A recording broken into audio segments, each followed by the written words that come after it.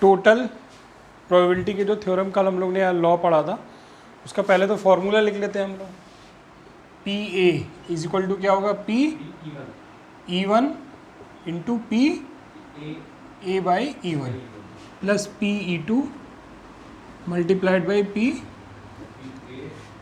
A by E two ends on, जितने भी आपके पास E1 E2 E3 इवेंट्स होंगे। ठीक, अब देखो सवाल सुनो ध्यान से। A fair die is rolled, fair die का मतलब क्या होता है, जो डाई है उसमें 1 2 3 4 5 6 आने के बराबर चांसेस हैं, कहीं से वो टूटा टाटा नहीं है। कई बार ऐसा होता है ना, जैसे पुरानी मूवी थी शोले, उसमें सिक्का उछाला जाता था तो क्या आता था, हेड ही आता था, तो वो बाइज्ड कॉइन था। अनबाइज्ड कॉइन कैसा होना चाहिए, अनबाइज्ड। चलिए, इफ 1 टर्न अप, एक पासा फेंका गया और अगर 1 आता है तो आप क्या, 3 बैग हैं एक्चुअली, ए बी और सी। अगर 1 आया तो बैग ए से बॉल निकाली जाती है, अगर 2 या 3 आया तो बैग बी से बॉल निकाली जाती है, और अगर कुछ बाकी कुछ आया यानी 4 5 6 तो बैग सी से बॉल निकाली जाती है। Bag A contains 3 red, bag A contains 3 red and 2 white, bag B contains 3 red and 4 whites, bag C contains 4 red and 5 white। सबसे पहले तो बैग चुनना होगा ना, पासे पे जो नंबर आएगा उस हिसाब से बैग चुनोगे, और फिर हर एक में ये बॉल है। अब देखा जा रहा है कि क्या वो पूछ रहा है, probability, find the probability that A red ball is drawn. एक बॉल निकाली गई, इसकी क्या प्रोबेबिलिटी है कि वो जो बॉल है वो क्या हो, रेड हो, इसकी प्रोबेबिलिटी क्या है। तो भाई ध्यान से सुनो, रेड बॉल यहाँ से भी आ सकते हैं, यहाँ से भी आ सकते हैं, यहाँ से भी आ सकती है। यहाँ से कब आएगी, जब पासे पर क्या आया होगा, 1। ये बैग सिलेक्ट करने के क्या प्रोबेबिलिटी है, 1/6, पासे से सिलेक्ट कर रहे हो, और क्या 1 आने की प्रोबेबिलिटी कितनी होती है, 1/6। अब 2 या 3 आए, इसकी प्रोबेबिलिटी क्या होगी, 2/6, और 4 5 6 है, इसकी प्रोबेबिलिटी 3/6 होगी। इसका मतलब ये हो गया कि बैग ए सिलेक्ट करने की प्रोबेबिलिटी 1/6, बैग बी की 2/6 और बैग सी की 3/6 होगी। अब अगर तुमने जो बॉल निकाली है रेड, ए से निकाली, तो ए को सिलेक्ट करने की प्रोबेबिलिटी पहले 1/6 हो गई, उसके बाद ए से रेड आने की प्रोबेबिलिटी क्या होगी, 3/5। समझ गए इतनी बात, रेड बॉल आ गई। अगर हम बी से निकालते हैं तो पहले बैग बी चुनोगे, उसकी प्रोबेबिलिटी क्या है, 2/6, और उससे रेड आए, इसकी क्या प्रोबेबिलिटी होगी, 3/7। इसी तरह से अगर बैग सी चुनते हैं तो क्या होगा, 3/6, और इससे रेड आने की प्रोबेबिलिटी क्या हो जाएगी, 4/9। तो बैग ए से रेड आने की प्रोबेबिलिटी क्या हो गई, 1/6 इंटू 3/5, बैग बी से 2/6 इंटू, आज मार्कर में इंक नहीं है किसी में, 2/6 इंटू 3/7, उसके बाद बैग सी से 3/6 इंटू 4/9। ये बैग ए से रेड, ये बैग बी से, ये बैग सी से, तीनों को क्या कर देंगे, तो ये रेड आने की प्रोबेबिलिटी आ गई। वैसे तो मैंने ऊपर फॉर्मूला लिखा था, मैंने कोई फॉर्मूले का यूज़ नहीं किया, हम लोग अपने कॉमन सेंस से भी इन सवालों को कर सकते हैं। तुम चाहते हो नहीं सर फॉर्मूले से करके दिखाइए, तो देख लो, फॉर्मूले से देख लो। यहाँ पर जो 3 इवेंट है, E1 E2 E3, वो ये है, ए बी सी जो बैग है, ये E1 है, ये E2 है, और ये E3 है।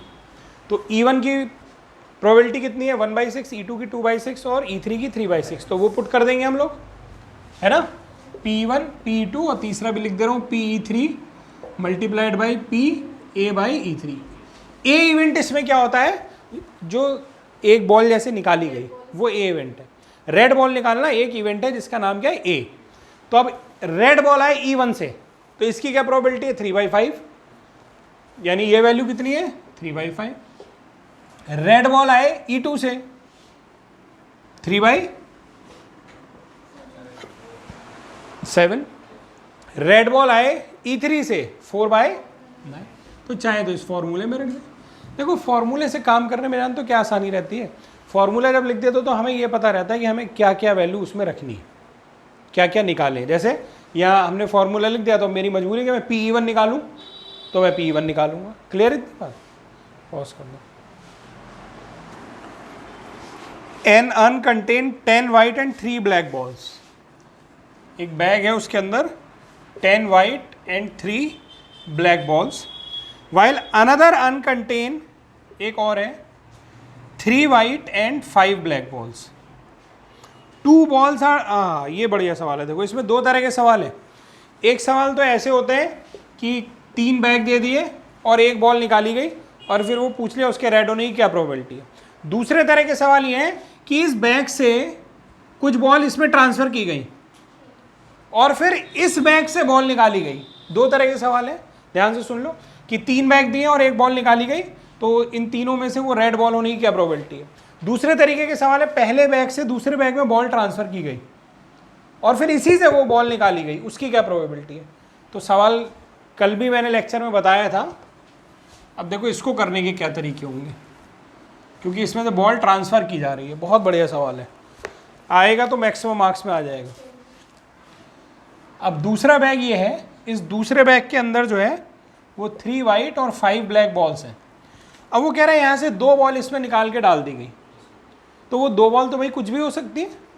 यहाँ से 2 बॉल निकाली गई तो वो 2 बॉल क्या हो सकती है, दोनों वाइट, और दोनों बॉल क्या हो सकती हैं, दोनों ब्लैक, और क्या हो सकती है कि एक वाइट हो जाए और एक ब्लैक हो जाए। सही है ना? अगर ऐसा हो गया तो ये बैग भी अब 3 तरह के हो गए भाई। इसमें 3 वाइट और 5 ब्लैक था ना। अगर ये वाला केस हुआ तो क्या हो जाएगा, हाँ 5 वाइट और 5 ब्लैक। अगर ये वाला केस हो गया तो क्या हो जाएगा, 3 वाइट 7 ब्लैक। और ये वाला केस हो गया तो क्या हो जाएगा, कितना, 4 वाइट और 6 ब्लैक। तो दूसरा वाला जो अर्न था वो यहाँ पर 3 केस बन सकते हैं। इतना क्लियर हो गया? अब पूछा जा रहा है इसमें 2 balls are drawn from first urn and put into the second urn and then a ball is drawn. अब ये 3 केस हो गए, अब एक बॉल निकाली गई। Find the probability that ball drawn from the second urn is white. अब पहले अर्न से कोई मतलब नहीं है। जैसे वहां पर E1 E2 E3 3 थे, यहां पर E1 E2 E3 3 ये E1 E2 नहीं है। इस बैग से 3 नए बैग बनाए जा सकते हैं और उससे बॉल निकाली गई है, तो जिससे बॉल निकाली रहेगी वही तो E1 E2 E3 होते हैं। तो अब यहाँ से बॉल निकाली गई है और उसके वाइट होने की, हाँ सेकेंड अर्न से जो बॉल निकाली गई है उसकी वाइट होने की प्रोबेबिलिटी चाहिए। तो चलो सबसे पहले तो ये वाला बैग हम चुने, इसकी क्या प्रोबेबिलिटी होगी। ये वो बैग होगा जब 2 वाइट निकाली गई होंगी, है ना। तो इसकी प्रोबेबिलिटी कितनी होगी, 2/13 या अरे 10/13 पहली बॉल की, और दूसरी बॉल की 9/12। गधे नहीं समझे, अभी भी नहीं समझे। चलो तो थोड़ा और आसान कर देता हूँ। चलो 2 वाइट बॉल निकालनी है मुझे, तो उसके लिए प्रोबेबिलिटी क्या हो जाएगी। चलो पहले वाले की मैं बात कर रहा हूँ। पहले वाले में 2 वाइट बॉल निकाली गई तो W2 करके लिख दे रहा हूँ ऐसे। उसकी प्रोबेबिलिटी क्या हो जाएगी, 10C2/13C2। ये लो और आसान। इस 10 में से आनी चाहिए वो 2 और टोटल 13 में से 2, ठीक है। अगर 2 ब्लैक निकाली गई हैं तो उसकी क्या प्रोबेबिलिटी हो जाएगी, 3C2/13C2। और अगर एक वाइट एक ब्लैक निकाली गई है तो एक आ जाए 10C1 में से, एक आ जाए 3C1 में से, और ये हो गया 13C2। कोई डाउट इसमें?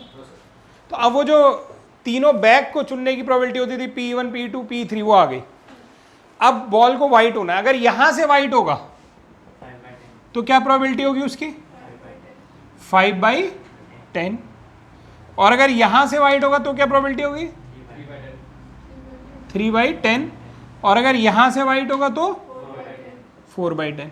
तो अगर आप इसको कॉमन सेंस से करना चाहते हो, फॉर्मूला नहीं लगाना चाहते हो, तो भाई ये वाइट आया पहले वाले से, है ना, ये वाइट आया दूसरे वाले से, ये वाइट आया तीसरे वाले से। तो पहले से वाइट आने की प्रोबेबिलिटी कितनी हो गई, दोनों का मल्टीप्लाई। दूसरे से वाइट आने की प्रोबेबिलिटी कितनी हो गई, दोनों का मल्टीप्लाई। तीसरे से वाइट आने की प्रोबेबिलिटी कितनी होगी, दोनों का मल्टीप्लाई। और फिर सबको ऐड कर देंगे तो टोटल वाइट आने की प्रोबेबिलिटी हो जाएगी। क्लियर इतना? अगर हम चाहते हैं नहीं सर हमको तो फॉर्मूले से बताइए, हम थोड़ा रटने के तरीके से करना चाहते हैं, फॉर्मूला वाला तो रटने का तरीका है, इसमें आप दिमाग लगाते हो। फॉर्मूला लिख लो पहले ही, तो फॉर्मूला वाइट निकालने का, पी वाइट बराबर हो जाएगा P E1 into P white ball from E1 plus P E2 into P white ball from E2 plus P E3 into white ball from E3। P E1 मतलब आप ये वाला bag चुन रहे हो, तो इस बैग को चुनने की प्रोबेबिलिटी क्या है, ये बैग तब चुना जाएगा जब 2 वाइट बॉल निकाली जाएंगी, और 2 वाइट बॉल निकालने की प्रोबेबिलिटी क्या है, 10C2 upon 13C2 multiplied by white ball निकले E1 से, ये E1 है तो यहां से वाइट बॉल 5/10 प्लस P2 यानी ये चुना जाए, ये कब चुना जाएगा जब 2 ब्लैक निकलेंगे, और 2 ब्लैक निकलने की प्रोबेबिलिटी क्या थी 3C2/13C2 इंटू वाइट निकले E2 से यहां से तो 3/10। 3/10 क्यों हुआ, क्योंकि 3 वाइट और टोटल 10 प्लस P3 यानी ये वाला बैग चुना जाए, और ये वाला बैग कब चुना जाएगा जब 1 वाइट और 1 ब्लैक निकाली जाए, उसके लिए ये प्रोबेबिलिटी है, यानी 10C1 into 3C1 upon 13C2 multiplied by white ball आए E3 से, तो वाइट बॉल अगर यहाँ से आएगी तो 4/10। भाई इसको सॉल्व करके आंसर निकाल लीजिए, आ जाएगा। पॉज कर दो।